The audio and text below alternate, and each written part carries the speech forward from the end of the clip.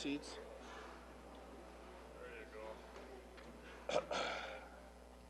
Join me in the pledge.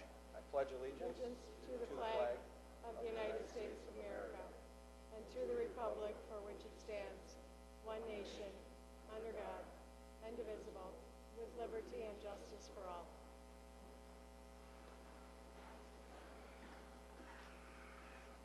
Roll call, please.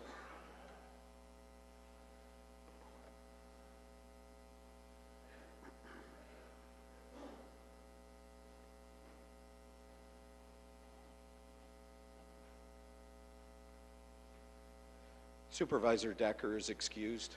Please let the record show.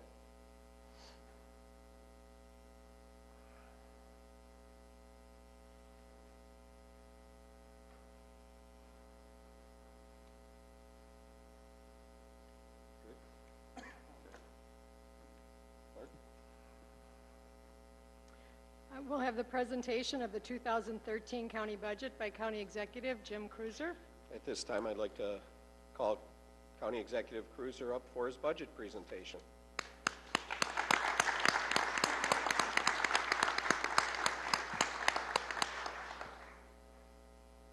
you, Mr. Chairman.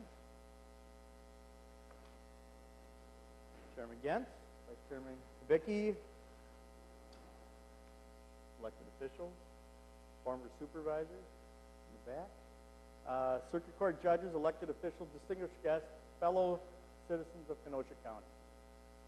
I am again pleased to be here to present the 2013 budget for Kenosha County. Kenosha County is a great community. As you've heard me say, it's the biggest small town in Wisconsin. There's about 2 degrees of separation here in Kenosha. It's a great place to live, work, and raise a family. It got that way because we here in Kenosha County work together to get things done, and we move on to the next issue.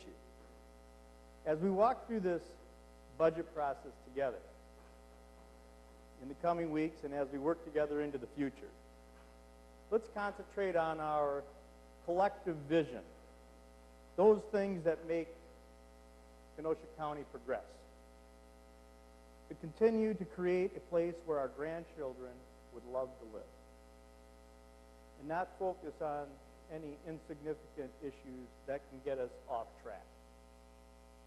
The trick is to keep our vision up here and not let our vision drop to get down into the minutia. And many of you county board supervisors have been very good at looking at the big picture.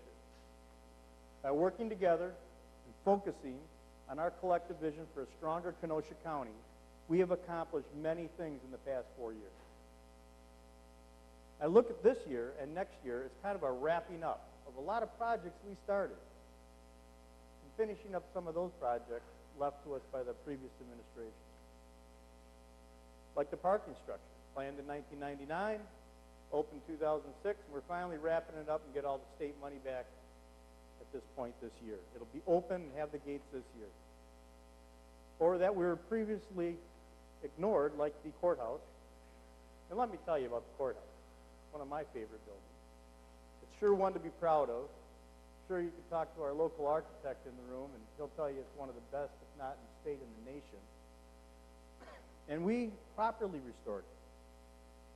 And we have a low-maintenance landscaping there. And even the exterior lights work. That'll be a great thing. And for those at home, we finally have launched a new website so that we can be more intimately involved and you can learn more about county government, and be more interactive and have more things up to date. We're going to wrap up Petrifying Springs Park, probably our most heavily used park we have in our county. We have a road now that won't take off your exhaust pipe. It'll have much safer trails and have improved access for all. Through the generous donations of Dr. William Harris, Dr. William Carlisle, and Mary Ellen Close, as well as the hundreds and hundreds of people who purchased dog tags, two of the three dog parks will have lights so that they can play in the evening and their humans can safely watch them. One of the dog parks will also have a dog and human drinking fountain outside the gates. Not paid for by taxpayers' dollars, but a generous person who said we ought to run that water while we're doing the road. And we're going to improve, and we're going to keep on improving our access for people with disabilities to get in the dog park and all of our parks and facilities in general. We've had many, many more successful collaborations in the recent past, like working with the Village of Paddock Lake for the annual year of Oktoberfest. And there were over 3,000 people this year again. It was a great time. Our Parks Department, the village, our park, just maximized the use of that park. Partnering with Kemper Center and the Kemper Board. I saw several of you at that last Saturday night. I think that was a record for how many people were at that Oktoberfest at Kemper. Just a marvelous interaction with the community, the things that we do. And we have work to do at the Kemper Center and the Anderson House. And some of that is in this budget. The Silver Lake Ice House Trail. Oh, wait, I'm going to go back to the other part because I can't forget this. Working with the Kenosha Sport Fishing and Conservation Association. That ties into Petrifran Springs. And I want to thank landowners, our Parks Department, and landowners like Mark Molinaro, who let people access the river in order to clean the debris out and the dozen or so tires that they cleaned out. This is a type of collaboration with an organization and landowners to make our community better, and we need and should be continuing in those type of efforts. Joint services through our cooperative efforts with the City of Kenosha is running smoothly, and after a successful transition into its new facility. And we finally have an agreement with the city on the operations of the health department. It was a long time in coming, but it's a good agreement for the health of all of our citizens in our county. We also appreciate the city's collaborative efforts on a number of items, including and especially the tower on 60th Street, where they've been very helpful in us siting a new tower to replace our highway tower by the old highway garage. That's going to help our communication systems with the city and the county, and things are working very smoothly with the city. The Silver Lake Ice House Trail will be completed by mid-November. I will tell you, it's going to allow people to walk or bike around the lake of Silver Lake and be able to enjoy that area of Silver Lake Park that just hasn't been used by a lot of people.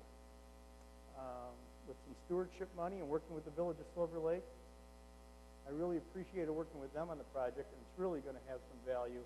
And if you haven't gotten out there, you can just drive out there now, and it's just amazing on that walkthrough. One of the bridges isn't in, so don't go too far. In addition to work is still in progress on installing the high-speed broadband across Kenosha County for public safety, commercial, and private customers. We are the first county in the state to provide county-wide broadband focusing on areas that are underserved and unserved. As of the end of September, many commercial customers have been installed through HireCom and are operational in Paris and Bristol. Marketing campaigns are now targeting the Brighton and Wheatland areas, with the remaining areas to be covered by the end of the year. Broadband continues to be deemed as a critical infrastructure necessary to support economic growth and educational advancement. Up at the recent gathering of county execs and administrators, they just couldn't believe it because that's one of their number one issues other counties want to now get done. We as a county had an opportunity to honor our World War II veterans by bringing a scale model of the World War II Memorial from Washington, D.C. here, in collaboration with the Pillars of Honor organization, and also we appreciated the assistance from the Warriors Watch.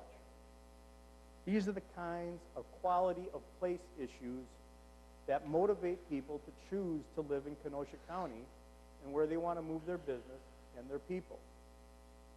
As we work on attracting jobs and bolstering our infrastructure, we are wrapping up many of these projects in county government so that we can be ready for what's going to happen next year. Our department and division heads and elected officials, along with their staff, can turn their attention to what's going to come next. Because a lot of what's going to come next, we don't know yet. There's a November election. Federal policy may shift dramatically, one way or the other. The state budget's going to be presented in February. It's going to be adopted sometime in June or early July. And that will unfold for what we do in 2014 and 2015. This budget is focused on 2013 to wrap things up so we can stay nimble and react to what is coming in the future and plan for next year's budget. As you know, 30% of our operations is tax levy. The remaining 70% come from other sources. We've been pretty good at acquiring those other resources, and we need to continue to do that. That's why those key dates of November, February, and June are important. And we all need to stay very in tune to what changes might be brought to our county. Last year, at 1.88%, our tax increase was the lowest we had in the past 25 years. Over the past 25 years. Through many of the changes that were made to strengthen the finance department, overhaul and ramp up our IT department, and through various reorganizations, benefit adjustments, and staff reductions, we gained efficiencies in many areas. That is why I stand before you tonight with a zero increase in the 2013 budget for Kenosha County. A special thank you goes to Sheriff Dave Beck for working with me to reach that zero levy. The Sheriff's Department's about 43% of our total levy. So the relationship with the Sheriff is critical. It's been a very good relationship. Always has been. So thank you also to the other elected officials, the department and division heads, and also Chief Judge Mary Wagner for all of her participation in the budget hearings and deliberations. Working together is how you get to a tight zero budget. All of these people were included in this process. I want to thank them for their tireless work on getting to zero. I also want to thank and recognize retiring Register Deeds Louise Principe, whose leadership and guidance over the past number of years has led to improved services at a lesser cost to the taxpayer. She's been a good friend to county government, both on the board and as an elected official, and we're going to miss her dearly. You know, as a result of the slight increase in our new construction in Kenosha County, the average county taxpayers will actually see a modest decrease in their tax bill for county purposes. In many counties, and that'll be about $6 to $7 on the average home. It's a modest amount. In many counties, there was no boost in new construction. I foresee more growth here in 2013. And I base that on the fact that my phone is ringing. I know Todd Battle's phone is ringing at the Kenosha, our economic partner at CAVA. And we are consistently on the short list for organizations and companies wanting to move here. I'm also hearing increasingly positive news from real estate agents and many of you here in this room who get around and know people in business. There are currently 4 companies that are very serious and looking to move to here in Kenosha County. 3 of them are in play with the High Impact Fund that this board instituted just recently. So what I can tell you is that our actions have helped put some packages together. They're going to have to make the decision, but we're talking about some significant investments in our community. And I can tell you that our infrastructure investments have helped dramatically. Our budget and our challenge is to keep the big picture in mind on what's going on in Kenosha County and what's happening in the county. In 2013, I believe we'll see more collaboration with Racine County, perhaps with some nonprofits, and perhaps with regional working relationships. Ongoing talks are occurring, and we're trying to find out that those collaborations that make fiscal sense, but make common sense to our community. You're not going to see a lot of new initiatives in this budget.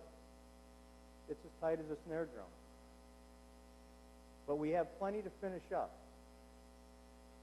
And I think working together, I know this budget will maintain our high-quality services at fiscally responsible level and a zero increase. This budget does address the very difficult issue of maintaining our core human services. We have faced an increase in mental health costs, a greater demand on income maintenance services, the elimination of the W-2 program that the state has picked up, and challenging times with juvenile issues.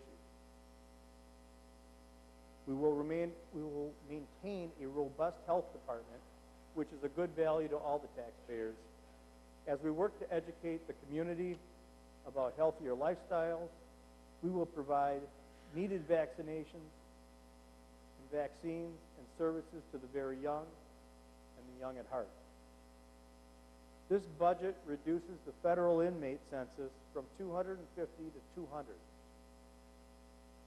We will bond less in 2013 than we did in 2012.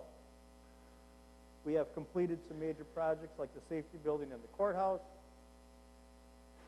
The golf courses will finish in the black this year. You can cheer it there. As will Brookside Care Center. Thank you very much, Fran Petras, again.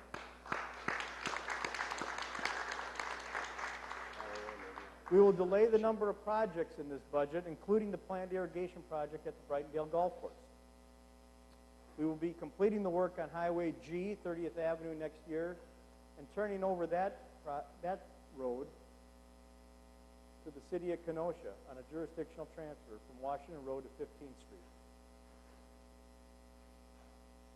Continued road work on County K, 60th Street, will be delayed due in part to some drainage issues. However, the bike trail will be completed on County K to County Highway H, and then continue south on County Highway H to the state line where it meets the Des Plaines bike path system in Illinois. Federal grant dollars are paying for 90% of that project from State Highway 50 south, and that's going to be another great addition to Kenosha County. As we do the same or more with less, I must compliment the great employees I work with every day. They are dedicated to their jobs, are willing to go the extra mile to help those in need or ensure smooth operation. I know these are not the easiest times for county employees as change occur on our state and federal level that impact their work and impact their pay. I want to thank them for their dedicated service to Kenosha County and the taxpayers. I see many of them out here.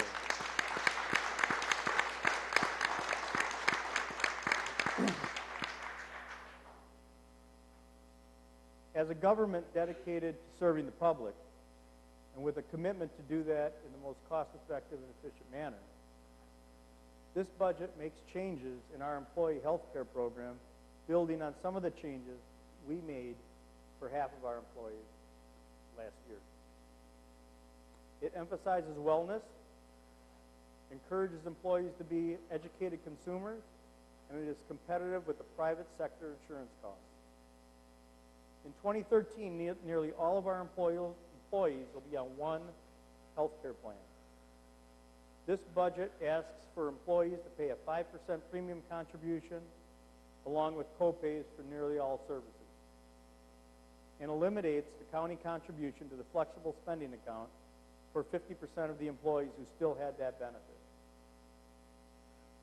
Under the new health care plan, dental coverage would not be county paid, but can be purchased along with an additional option to purchase vision coverage, which had not been offered previously.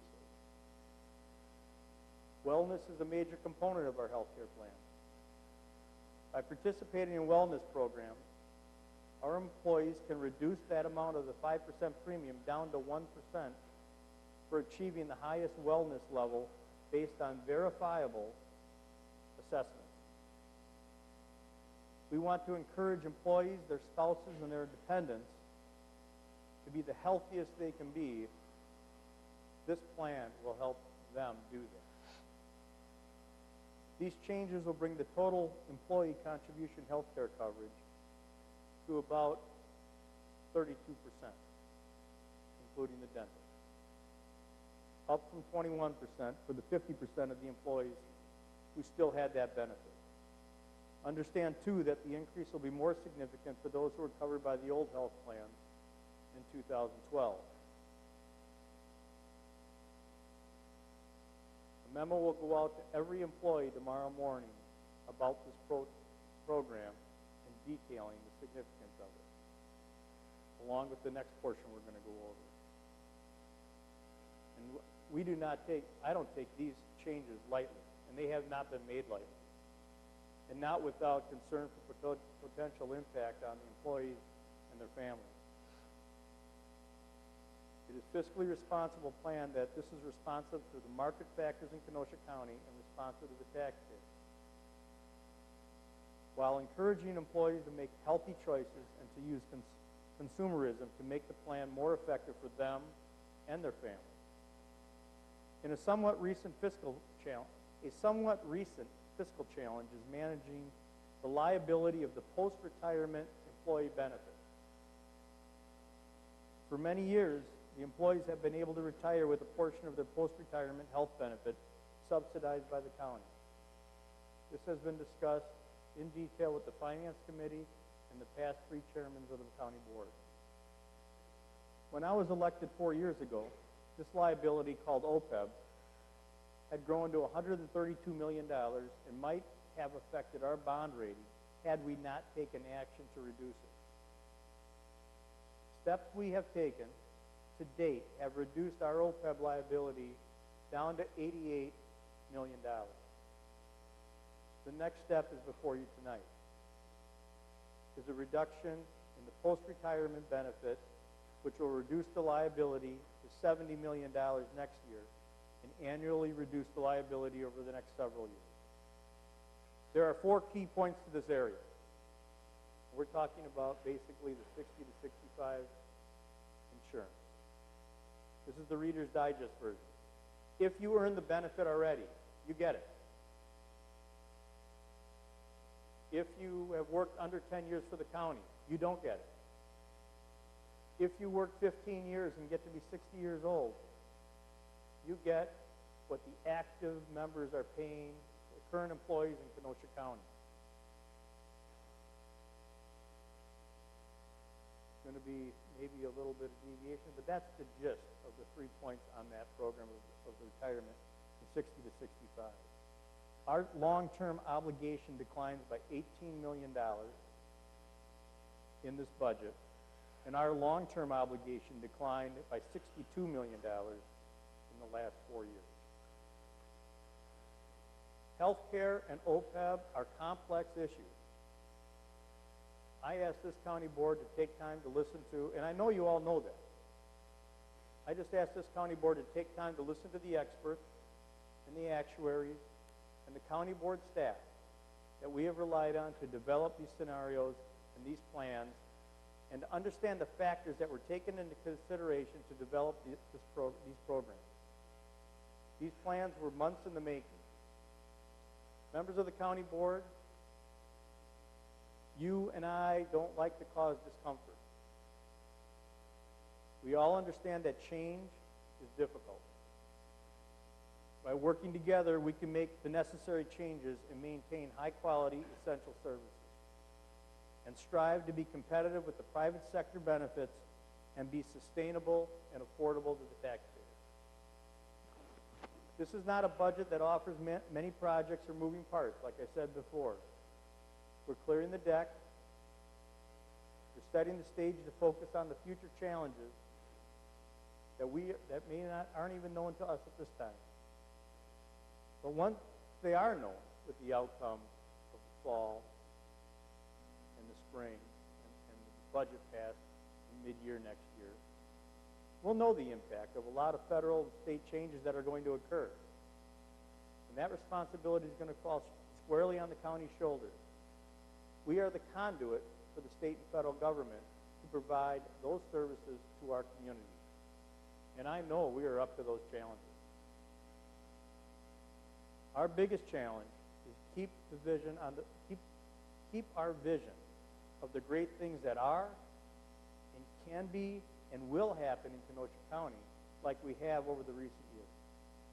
While meeting our fiscal responsibilities head on without getting hung up by naysayers and distracted by minutia, I look forward to working with each and every one of you as we move forward this budget process in the coming weeks and to make Kenosha County even better tomorrow than it is today. Thank you, and may God bless Kenosha County.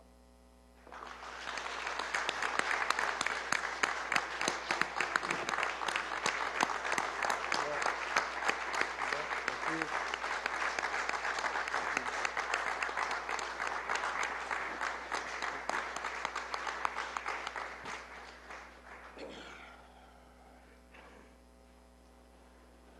Thank you, County Executive Kreuser. I'd like the record to show that Supervisor Anita Johnson has arrived.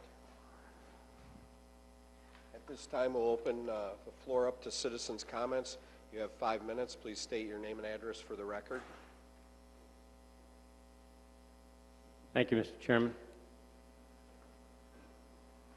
My name is Jack Rose, 4315 68th Street, Kenosha.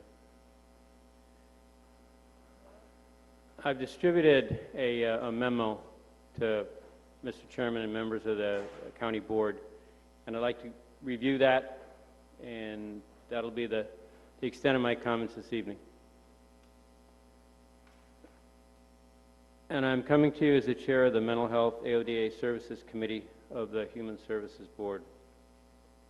Staffing of income maintenance. The Mental Health AODA Services Committee provides advice and oversight to the county services for persons with mental illness and those affected by alcohol and drug addiction. You're probably aware that hospitalization costs for people under civil commitment are very high and can fluctuate from year to year and month to month. Kenosha County's costs for hospitalization have been kept down by alternatives like the Care Center, psychiatric services, and prescription assistance. However, in the current economic climate, with loss of jobs and health insurance, the need is growing. People who are eligible for medical assistance must be able to access the program as quickly as possible and be recertified in a timely manner so as not to lose benefits and medical care. Loss of Medicaid means that a person's condition may get worse or that the county covers the cost of needed care. A number of low-income persons with mental illnesses have already lost Medicaid coverage this year. We are concerned that if the Income Maintenance Division is not sufficiently staffed, people who could be covered by Medicaid will fall through the cracks. Every lapse in recertification is lost revenue for the county and creates added pressure on county-funded services. We ask that you do everything possible to expedite the needed staffing to make sure eligible Kenosha County citizens don't lose their Medicaid coverage. Thank you for your support to the citizens of Kenosha County. Thank you, sir. Thank you, sir. Any other citizens' comments? Any other citizens' comments? Any other citizens' comments? Seeing none, citizens' comments are closed. Announcements of the chair. You could get your budget books on the way out tonight. They have discs provided. I believe there's like 20 discs, so if you want it on a disc, you can take it that way, or the budget book.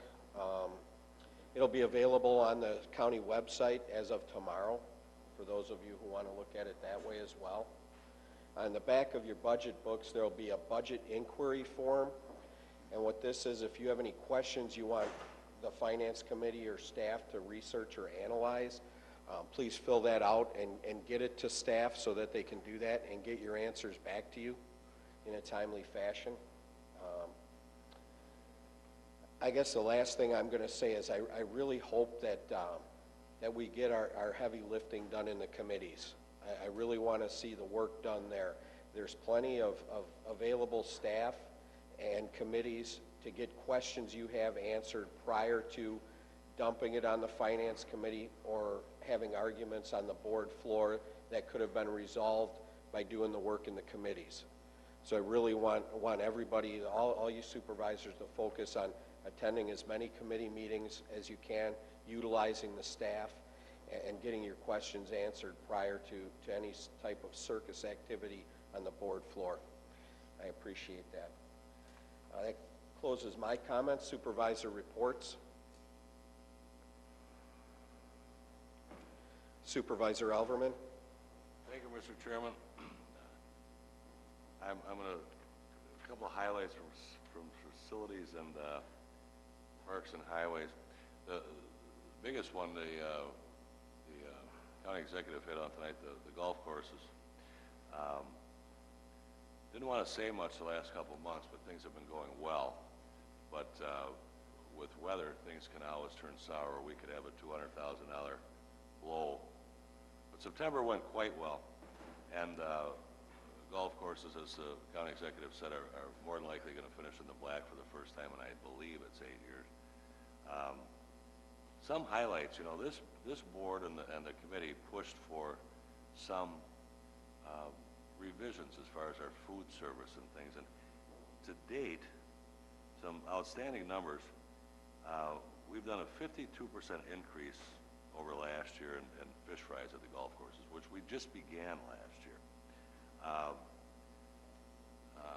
The per dollar that people spend at the golf course, other than golf, has gone up at Brightondale from $4.52 in 2010 to $5.66 this year. That's another thing we wanted to create a better experience to keep people there once they were there. Overall, in 2012, we've grossed $579,000 in food and beverage, and that is again up impressively, and $106,000 or 22% more in merchandise sales. So what we've asked the staff to do there, and what this county board has done, is working this year. And the reason I say this year is because we've had fantastic weather for golf and for that type of industry. We don't want to, and that's why I haven't gone crazy in giving some of these numbers, because you don't know if that's going to happen year after year after year. But this year, it's working. You can say it's because of the weather, but when you look at the food and the merchandise sales, that's merchandising, and that's keeping people there, and some of those things are working also. Just briefly on a couple of other items that we've been working on. Facilities, we mentioned the 60th Street Tower. That should still be able to be done this fall with a new tower, which will service the city, police department, us, joint services, and everything that's on the 60th Street Tower. Park and Ride, the county executive mentioned, that should be done also this fall. Our three major buildings here, safety building,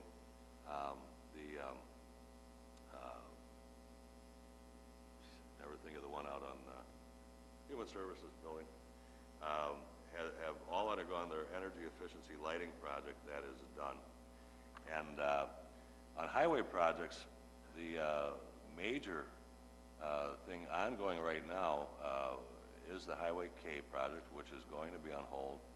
Highway C and MB is a big deal. There's a big roundabout being established out there. We last night voted to change speed limits approaching that, and that's been a main safety concern for most of the time I've been on the county board. So that's a brief run-up of what we handled last evening, and I'm sure there's more to come, but I think we can all look for a good conclusion of this year's golf season.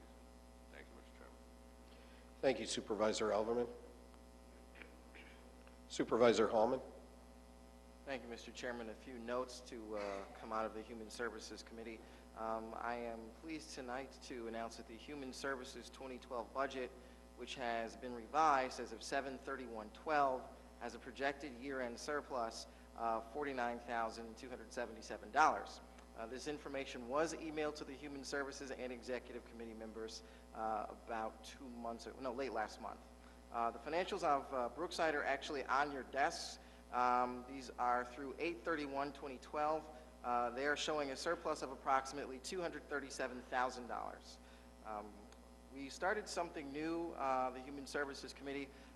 Many times we approve grants, we approve various things, and we get some information about the impact that it's had on the community, but we get pretty much little information in terms of what effect it's had on some of the divisions and departments. So I asked John Jansen, our head of Human Services, if he would pull together a monthly report that details a little bit of what's going on in some of the various divisions, and he did that and brought it to the Human Services Committee. And I believe some of you have that update on your desks. If you don't, please see me and I'll make sure to get you a copy. At the last Human Services Committee meeting, we went through the 2012 budget just to get a sense for where things are. We did receive at the close of that meeting a 4-page report from Lori Staves, which I believe that's also on your desk, basically which details programs that are mandatory, how much those cost, details the grant contributions that are received from state, federal government, and other sources for those programs, and also it details the financials for the prevention services that we also have as part of our human services.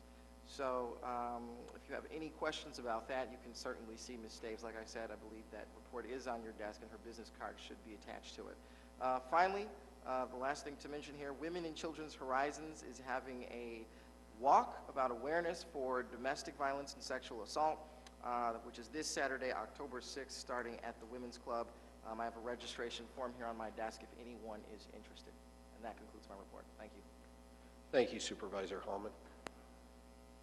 Seeing no other lights, if we could proceed, please. County Executive Appointments, Michelle Hancock to serve on the Kenosha County Workforce Development Board. Refer to the Human Services Committee. Communication from Deborah Salas, City Clerk, regarding attachment and temporary zoning district classification of land in the Village of Bristol. Refer to Planning and Development Department.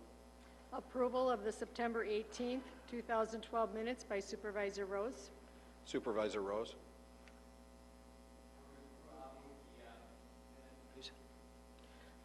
The minutes have been moved by Supervisor Rose, seconded by Supervisor Brunig. Supervisor Rose, any corrections? No. Everything good? Okay. All those in favor? Aye. Any opposed? The minutes are approved. We Motion to adjourn. It's been moved by Supervisor Rose, seconded by Supervisor Brunig to adjourn. All those in favor? Aye. Thank you.